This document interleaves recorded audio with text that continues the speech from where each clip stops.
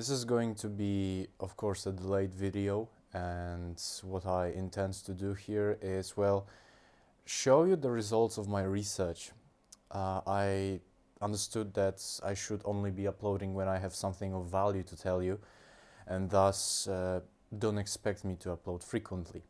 However, what I do want to share with you is this simple chart. And we're going to talk about my design specifically and my, I guess, experiences with, well, the right brain or the body and the left mind. Let's start from the beginning. I am 3 parts left and 1 part right when it comes to variables. So my only right variable is my body. It is my form. The rest, so my perspective and my motivation, are both left. So in essence, what it does is that my body is receptive and my mind and my perspective are strategic. The divide is quite simple. This one is, well, not passive in a sense, but it is receptive. So the body functions in accordance to tone 6. And what is tone 6?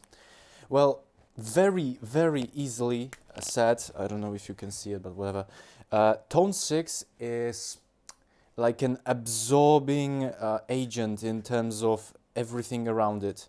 It picks up on vibrations, it picks up on emotions specifically, and it takes everything in. It is very tactile in terms of where it is, how it feels around certain phenomena. It's not like tone 5, for example. So the difference in essence is that my body is a receptive factor, whereas tone 5 is the thing that exudes the emotional field, and the 6 is just absorbing everything in it. Therefore, my body, wherever it is placed, is simply absorbing and is like a sponge. The thing is that you cannot turn the sponge off.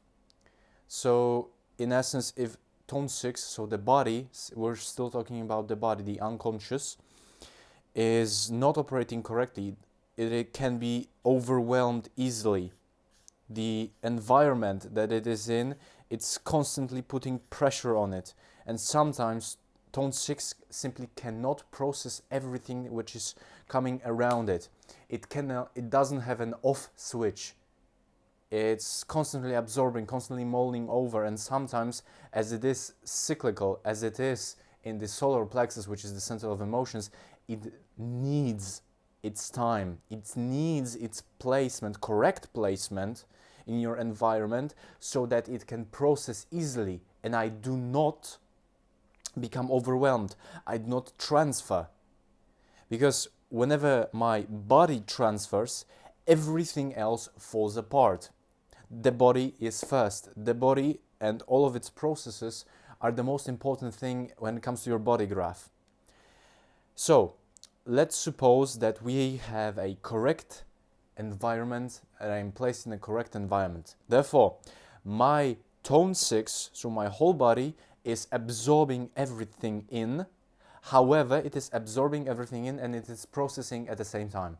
Therefore, there is no neural overload. There is no feeling of neural shutdown. How does it relate to my mind? That's a whole process differently, because I was reading a lot of RAS, lectures, and one of them specifically about the leftness and rightness and how they relate to each other. I started to, well, experiment, see, observe what works and what doesn't work. First and foremost, the body. However, the mind itself is quite tricky, because I've always known that I should focus, or that whenever I focus, I feel good. At least my mind feels good because it has something to mull over. I dug deeper. I went into tones. And see, the funniest thing is that both tone 6 and tone 1, which is the body's tone and the mind's tone, they're like the perfect quarter. So you have two sides of it. And these are exactly it. Whereas tone 6 is tribal in a sense of we belong together and it absorbs everything in the vibrations and it stops the desire field. So it absorbs that desire, for example, projected out of tone 5. The tone 1 is splenic. So it operates on the basis of safety or not. Thus, my entire mental process is fixed upon things being safe or not. Now, both of them play exactly in the sense of being tribal. Are these people safe? Is this process safe? Do I feel safe in here? So first of all, how beautiful it is that both relate to each other. Second of all, my whole mental process is thus directly influenced by the feeling of correctness. So there's no mental overload. Thus, I can filter correctly when it comes to my mental process. Now, this mental process is going to be, well, first and foremost, it's going to be investigative. It needs to turn what is unsafe into what is safe. Immediately you can go back to the body. If the body is not safe, I am not going to seek correctly, conceptualize correctly, because the left mind has this beautiful on and off switch. What does it mean? The left mind can filter. The right body cannot filter. It just absorbs. However, the leftness can filter. It filters in accordance to what it needs to do in the very moment. What guarantees safety? What is safe? What do I have in front of me? The first tone doesn't concern itself with the outside world in terms of possibilities, in terms of uncertainty or expansion. It just sees what it has in front of it. Is it safe or not? Can I turn it into a pattern that fixes something?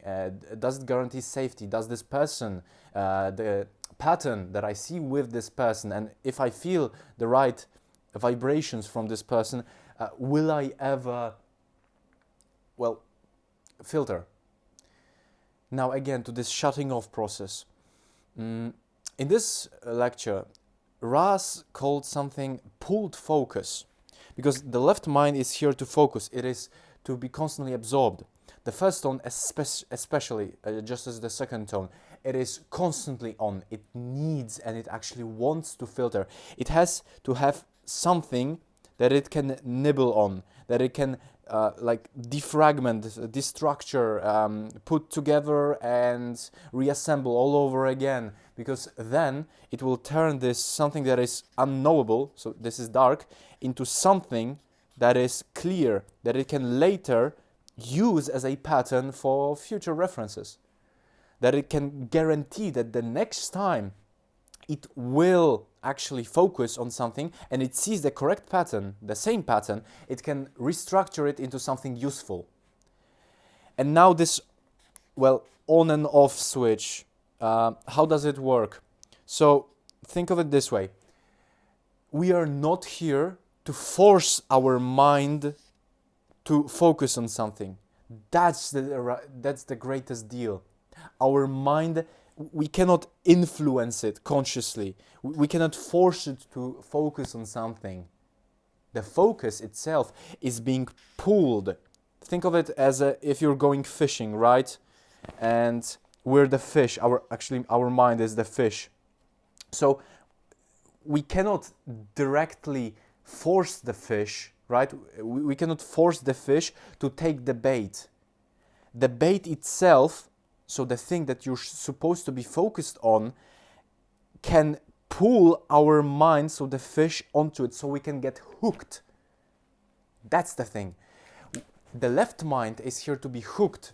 It cannot externally, or maybe internally look for the hook. It simply comes to you. There is this feeling of you switching the pattern, like blurring everything outside of the factor that you want to be focusing on. And this is the on and off switch. Whereas the right, so the body, cannot switch off. The left can switch off. It tends to focus, it tends to hyperfixate even on the thing that it needs right now. And I, as an observer, as a passenger, cannot influence it.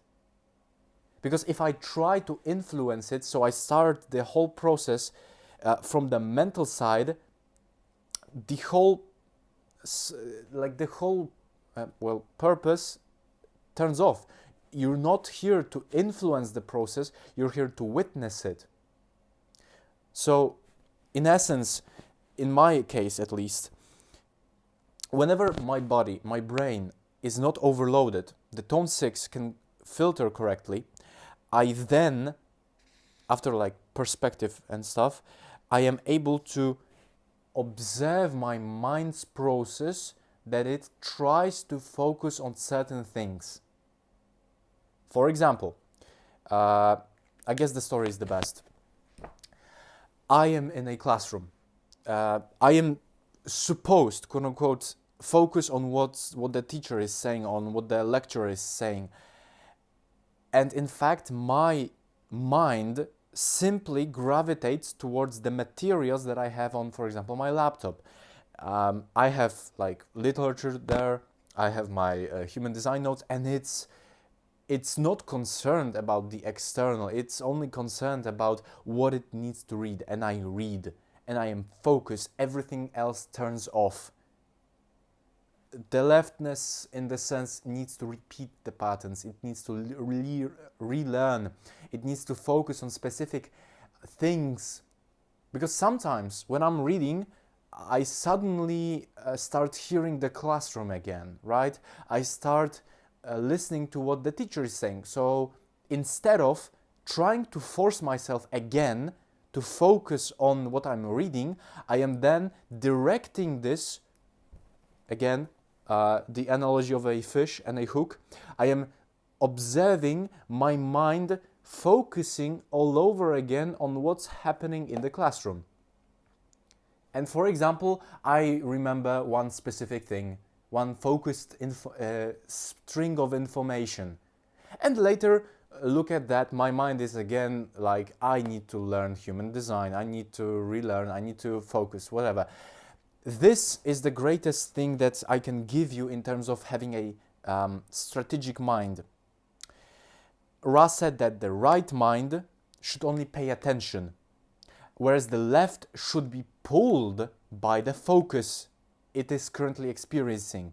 So you're basically observing your mind, getting hooked by something very, very specific, and later on, just switching the focus.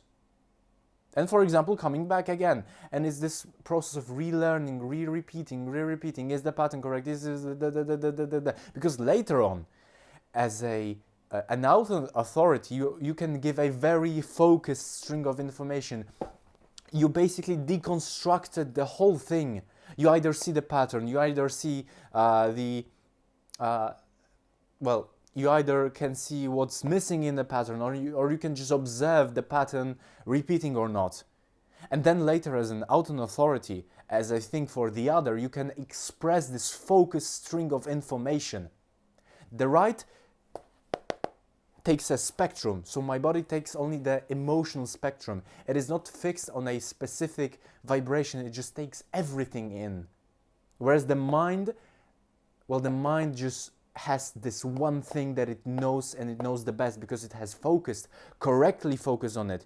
I didn't force the focus came naturally. That's the real difference. Because we think that we need to make our mind focus on things, and you force your mental process, and it doesn't work because you're not focusing on the right things for you. You're not thinking, you're not filtering, the mind isn't filtering correctly. And even though you try for years and years and years to learn something, for example, I don't know, maths, I've always had problems with maths. Why? Because I was constantly forcing my mind to focus on the things that it didn't even want to filter. So it's like you're trying your hardest to force the, I don't know, like it was hard. Because this wasn't what my mind was supposed to focus on. And now I can spend 3 or 4 hours going over materials with human design and I don't even feel exhausted. Like internally, my mind feels fulfilled. So when looking at your design, like skip everything in terms of like gates, channels, and first like see how your body and your mind work together. So I'm a tone 6 being. So I cannot not filter. Like I cannot not absorb. My body is simply absorbing emotions, feelings, states, whatever. And it just wants to know how it feels in them. Whereas my mind, in this whole process, can literally observe how it feels. It can fix on the point of even absorption. But however, it can just turn off other things. It is here to focus. And later on, I can give you the information as an outer authority. How beautiful human design is in the sense that it shows the great reaction and the great relation that you can have when operating correctly. Like, I am astonished just how well I can focus right now because I am not forcing the focus. I am being pulled by the focus. Take it as you will. Yeah. Thank you for watching.